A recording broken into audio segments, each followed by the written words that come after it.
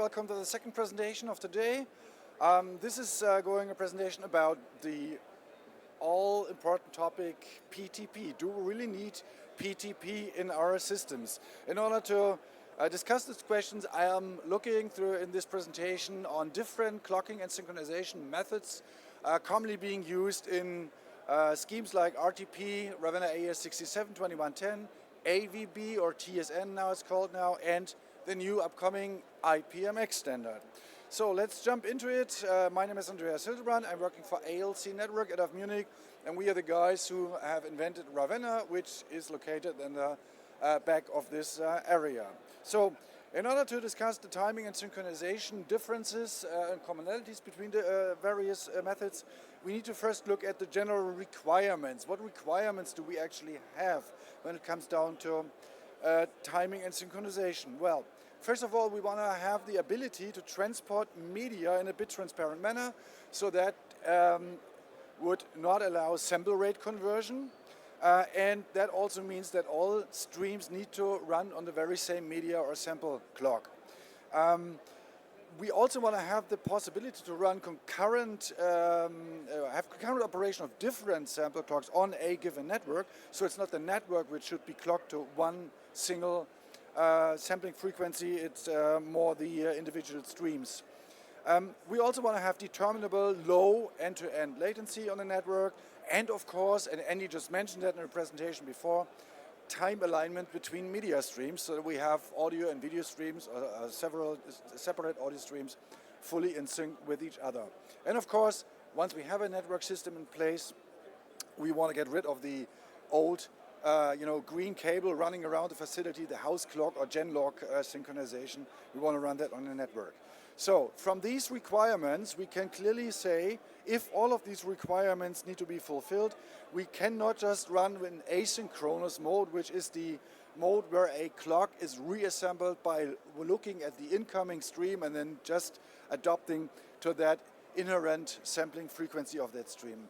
Another option is running synchronous. That's what these days is done with a house clock frequency running around the facility, where all devices are running on the very same reference clock frequency.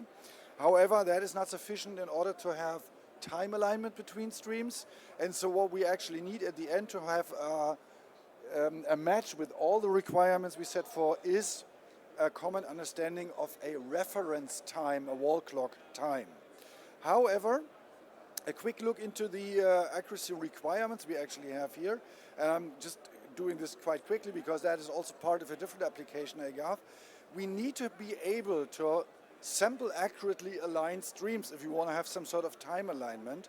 So that means if I have a transmitter and a receiver which deviates slightly from the transmitter, and another receiver, the maximum deviation between those two receivers is allowed to be one sample period. If it's larger than one sample period, I don't have a time alignment, sample accurate time alignment anymore. So any synchronization means need to keep this one sample period, and since that's the maximum allowed period between any two devices, it comes down to half of that per individual device. So the requirement clearly is to have a time alignment which would allow us half a sample of alignment between with respect to the reference clock. Translating that into digital numbers, at 48 kilohertz we would have a precision of 10 microseconds plus minus, and if we increase the sample rate, we even have to decrease the allowance of the deviation. Well, sample accurate alignment is just one part of the game. The other one is being able to regenerate any reference clock according to the AES11 standard, which allows plus minus 5% maximum jitter for clock references. Again, here's the illustration. You have a transmitter, it's running on that clock. A receiver with the allowance of AES11 actually needs to have a clock which has a maximum of this 0.05 clock period, and that dials down into plus minus 1 microsecond when running at 48 kilohertz. And it's even tougher when you go up to all the way to 192 kilohertz. So that's basically the requirements we have. And now I'm comparing various clocking and synchronization models, which you typically find in, in the standards in various solutions. First of all, there's the grandfather of everything, the RTP, the Real-Time Transport Protocol, standardized by IETF. That's the RFC3550. We have then the RAVENNA AES67 and 2110 clocking mechanism.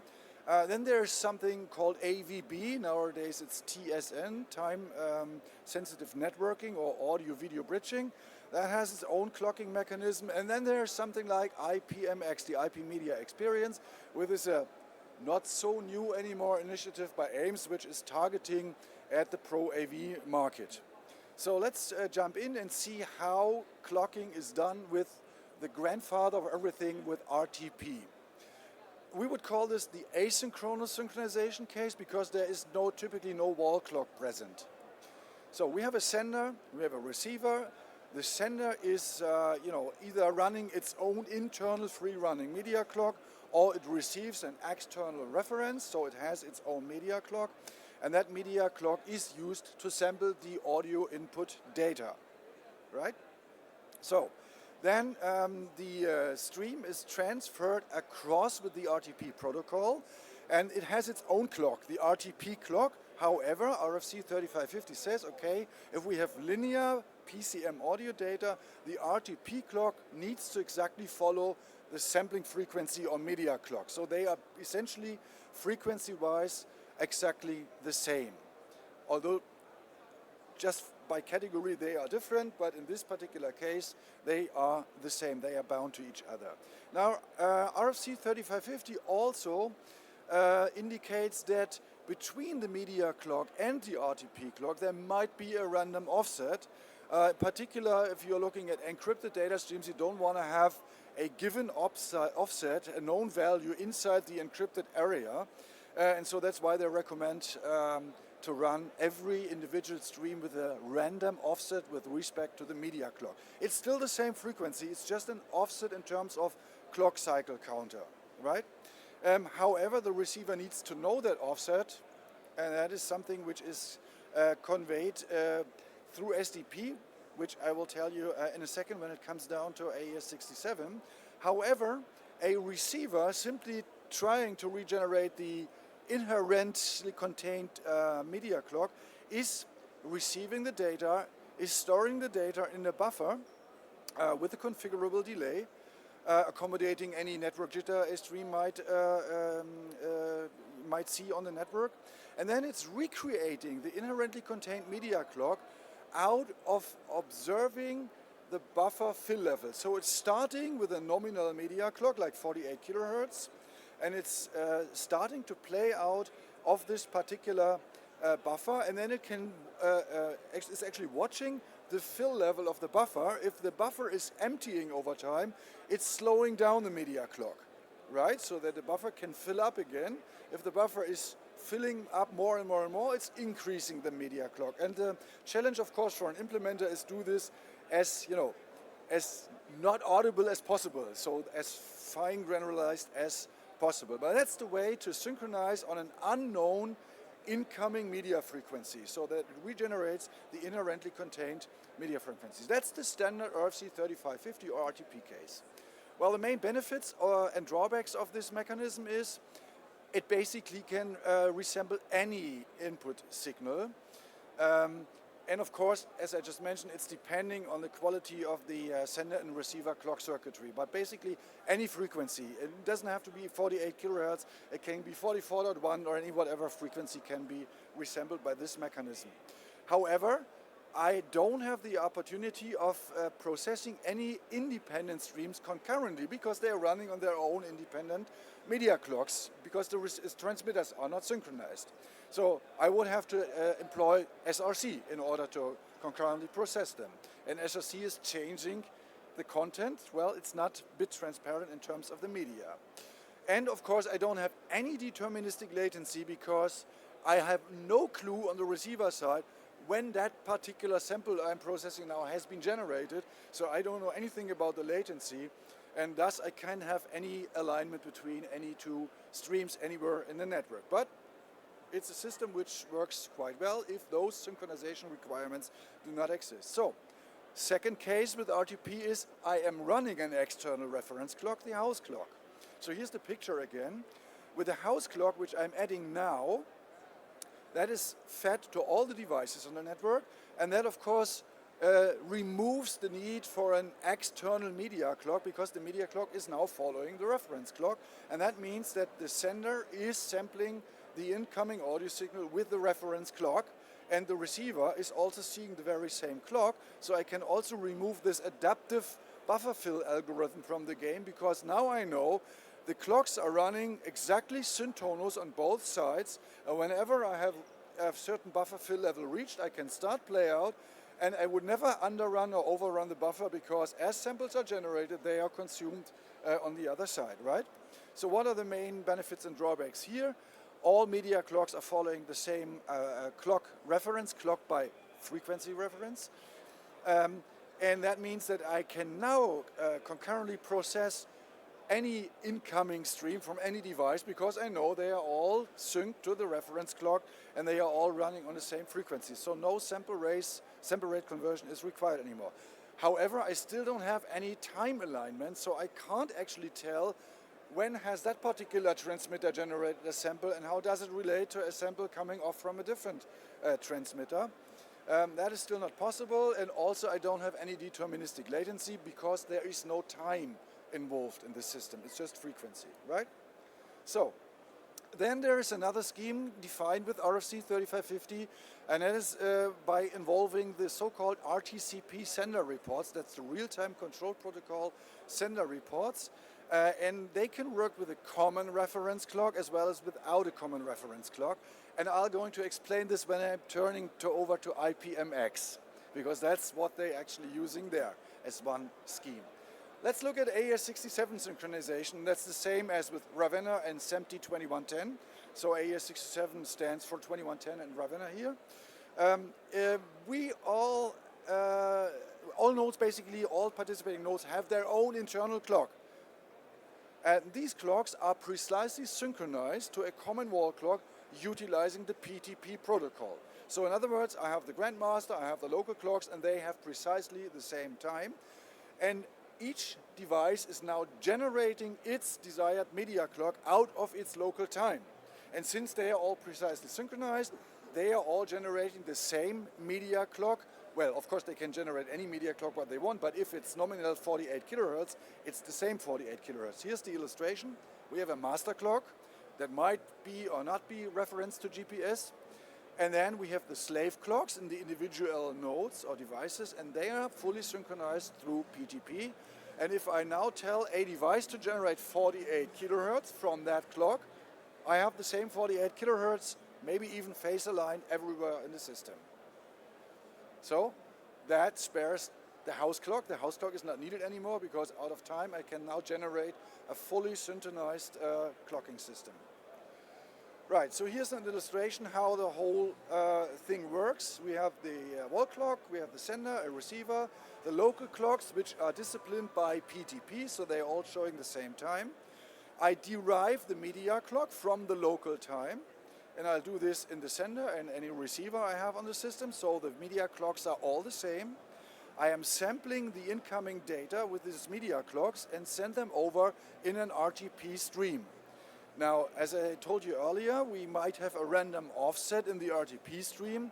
However, the value of that offset is being conveyed to the receiver out of band with an SDP transport. So the receiver exactly knows the offset and can adjust for the offset between the media clock and the internal stream clock count. So 2110 has one constraint in this area. It says, well, we don't want to have the random offset because we don't think that it's of any use at all. So they require that transmitters use a zero offset. And in this case, the media clock values are exactly the same as the RTP stream clock values everywhere for every stream in the system.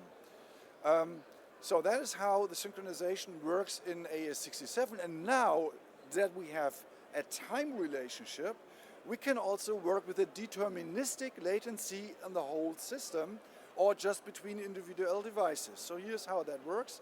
On the left side we have a sender, on the right side we have a receiver, we have the network in between, and we have our time planes. Andy was talking about time reference planes in the system in the previous presentation. Now we have an ingress time reference point where samples are gathered by a sender, and we have an egress time reference point where those samples are played out or forwarded to whatever processing stage. And in between these two time planes, there's the link offset. And since we always know at what particular time a sample had been, generated or taken into the system, any receiver can always tell, okay, that sample has been taken a millisecond before, my chosen link offset, somebody has configured this, is 2 milliseconds, so he knows he has to hold up the sample for another millisecond before he can exactly play it out. And this is called the link offset, and it's a quite easy calculation. The link offset basically is a calculation for starting with the RTP timestamp. That's the clock cycle count when this sample has been gathered. It's adding the link offset, which is a configuration parameter, let's say 2 milliseconds or 3 or 1 or whatever. And then it's also subtracting the random offset if there's any. SMPTE2110 doesn't have an offset. AES67 may as well have an offset, but that is conveyed to the receiver with the SDP. And then that's the time when that particular sample had to be played out. And so I can synchronize two independent audio streams to be played out exactly at the very same cycle counter, even in two independent devices on the network. So no sample rate conversion, full alignment of any stream on the network, and I have bit transparency and everything I need in the system. All right, so, well, here's the desired player about the sample. Now, what's the main benefits and drawbacks? All media clocks are, of course, following the common reference clock, so they have identical phase-accurate relationship to each other. I can concurrently process independent streams anywhere in the network, so I don't need sample rate conversion. I have a deterministic latency. I can dial in whatever latency I need at any place in the system, and I have sample-accurate alignment of any individual streams in the system.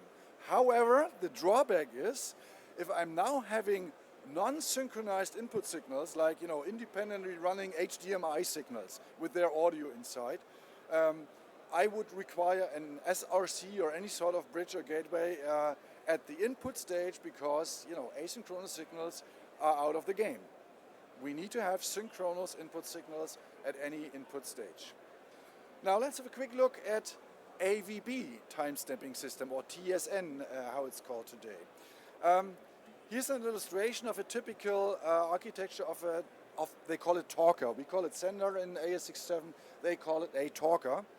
Now it looks a bit confusing for the moment, but we have typical elements like a time, a media clock, an input signal, and an outgoing stream illustrated here.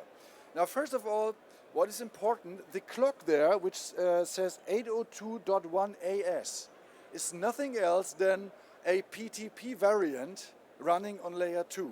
So again, here PTP in AVB, PTP is part of the game. It's just called 802.1 AS.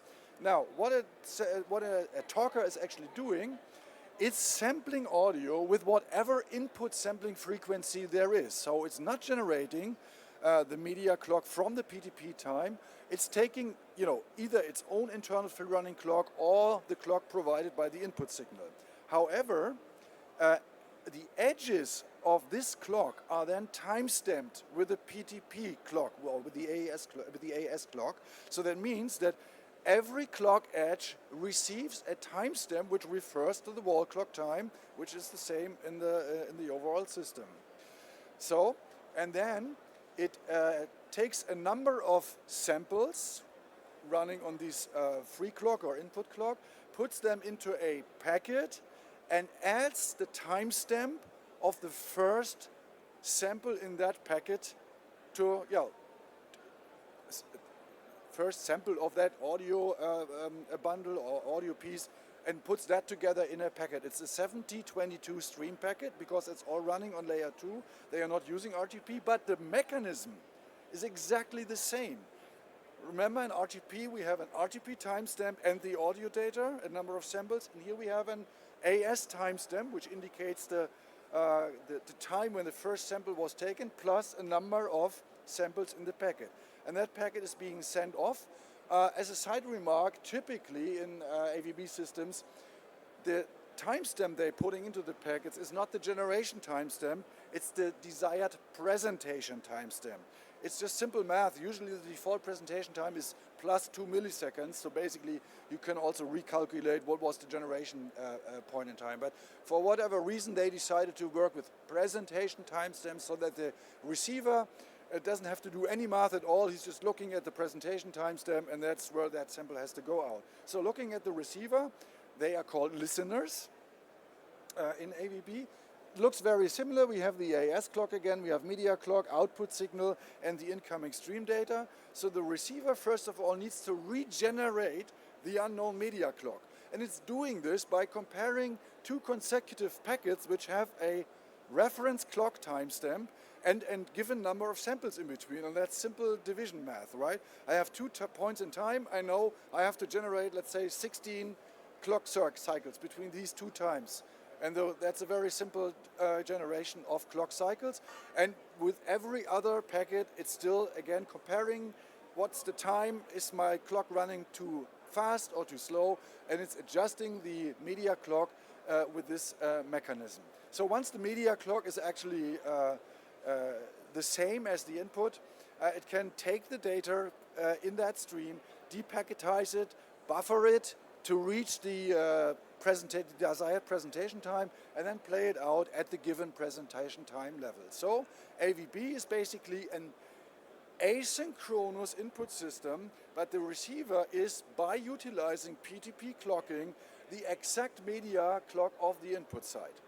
So basically streams in an AVB system are all asynchronous with each other because they are following the input clock of the source, but the receivers are capable of regenerating this particular clock. So main benefits, we have the possibility of use variable input clocks, so we can have independent asynchronous input devices, and any given receiver can precisely resample that input media clock. We have a deterministic latency through the mechanism of presentation time. And of course, this all depends on the quality and implementation of the receiver clock circuitry and everything, but basically in principle, it can be very, very precise, frequency locked, maybe not phase locked, but it's a very precise system. However, since we have asynchronous input streams, any given receiver can only process one, unrelated stream at a time, because if it would have to process two asynchronous input streams, it would have to have two clocking circuitries, because there's one clocking circuitry and it can only align on one given stream. So the problem is I cannot process independent streams concurrently in one receiver. So in order to cope with that, a later addition to the standard, 1722-2016, has added the definition of a clock reference format. That's basically sort of a reference stream which is sent around the system and is telling all the devices, generate your media clocks, now not from the input side of things, but from my reference information. That's basically periodically information between clock cycles and time. So it's at the end, it comes down to the very same thing as we do in AES67. We just directly generate media clocks out of time, and here the media clocks are generated out of a reference stream. So, and then we have a fully synchronous running system with AVB as well. All right, so IPMX, that's the final one in our comparison here. What is IPMX? I won't go into details, but IPMX is basically a suite of protocols which intend to target the Pro AV needs. And unlike broadcast and Pro AV, there are much more things which need to be coped with, like HTTP copy protection, IOs, security, compressed streams, and these kind of things. And so IPMX is adding those to the existing ST2110 standardization, and their main goal is that with IPMX you can have a simplified deployment of IP networks in Pro AV. More details about this are coming up in the following presentation. Sam is already there. He knows I will be 5 minutes late, but forgive me. And he's telling you everything about IPMX. So how's the clocking and synchronization work in IPMX? I mentioned earlier that IPMX is also adding another approach with the RTCP. So IPMX is looking at the full range of applications, starting with professional live applications, large synchronous, asynchronous AV systems, as well as down to a one-to-one connection from an HDMI input source to a display. All this should be coverable by IPMX. So we will have in broadcast the case where devices are locked to a common reference time, PTP. In non-broadcast or Pro AV, we will have the requirement for asynchronous signal transport with or without a common reference clock. And actually IPMX defines operation in networks with, but also without the presence of PTP. And so IPMX specified how to operate when PTP is there, and it also specifies how to operate when PTP is not there as a reference. So that basically means that three basic modes of operation are required for IPMX. The first one is what we already learned, the way AES67 works. Just the repetition again. We have media clocks being generated out of the common reference time. Then we have the asynchronous operation, which is basically RFC3550, which we have learned earlier, with a common reference clock. So how does that work? Well, basically, the input signals are asynchronous, but the internal clocks are synchronized with a common reference time, PTP, and that requires a pair of clock cycle number and wall clock time to be transported to the receiver. Now, if that rings a bell, yes, that's exactly what AVB does. It's the clock counter and a reference time from the common reference clock. That is a pair which is transported over to the receiver. And so if we look at the picture again, that is the AVB talker. And now we replace this with the IP layer. So we have PTP instead of AS wall clock. We have RTP packets instead of 1722 packets. And now we use the RTP packet to convey timestamps and data. So the data goes into the payload section, the RTP timestamp goes into the timestamp header, timestamp field of the RTP header, and now we need the RTCP protocol to send over the relationship of that particular RTP timestamp with the actual reference time. And that is done with the RTCP protocol, and the RTP-CT protocol takes the PTP timestamp of any given clock cycle, which is exactly the match with the RTP timestamp. So I again have that particular clock cycle has been taken at that particular PTP time. It's exactly the AVB type of clocking here. And that is sent over in two independent streams, the RTP and the RTCP stream. And so at any given time, the receiver has both information available. So the receiver can reassemble the precise input clock and can align that with the common reference time. So, and then we have the asynchronous case without PTP, without the common reference. That means the input signals are all asynchronous with each other and the internal clocks are free running. That is the classic RFC3550 asynchronous case, which I described first in my presentation. And that basically means that there needs to be a mechanism in place, most likely the adaptive buffer fill level thing, or any other means for getting the media clock out of the RTP stream. That in turn means that, well, I don't want to go into details here, because that is something which is way too technical. But summarizing all this, IPMX incorporates all three available clocking methods. The AES67 or SMPTE method with a common PTP reference clock, the AVB type timestamping mechanism with the RTCP protocol, and the RTP generic or asynchronous clocking defined within RFC 3550. So IPMX can run all of these clocking mechanisms. And now the final question, do we really need PTP? Now that we have IPMX, which can work with everything. Well, PTP, if it's there, enables very precise clocking. A full synchronous operation of a complete system, transport of synchronous and also asynchronous input signals with the help of RTCP, and a perfect alignment of any streams anywhere in the network. But, of course, it's more likely that a more complex network design, or at least planning or administration, is required.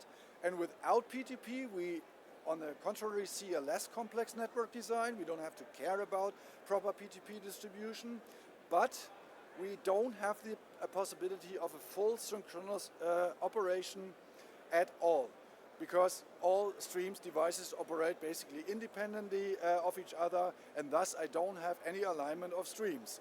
And so it comes down to the application requirements, if one or the other is sufficient or not.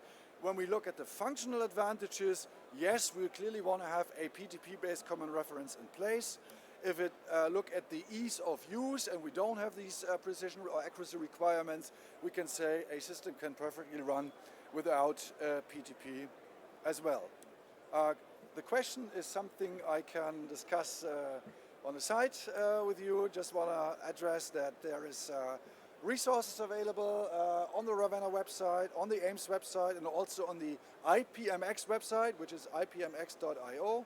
And finally, I want to hit your attention to our celebration. AES67 is having its 10th anniversary at this convention, and we're having a presentation on the history of AES67 at 4 p.m.